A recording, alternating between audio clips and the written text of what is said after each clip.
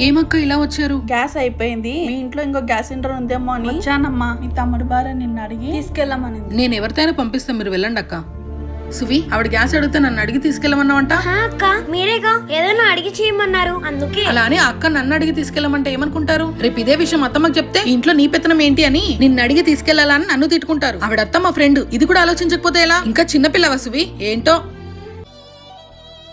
ఏమైంది సువి, ఎందుకలా ఉన్నావు?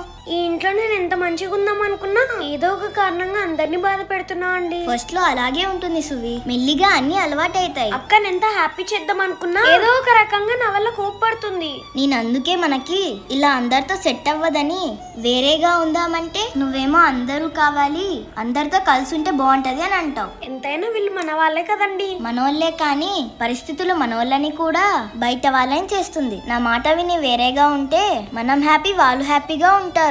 నాకు ఎక్కడ బోర్ కొడితే చెప్తా, అప్పుడు చూద్దాం. అప్పటి వరకు ఈ మ్యాటర్ తీసుకురావద్దండి.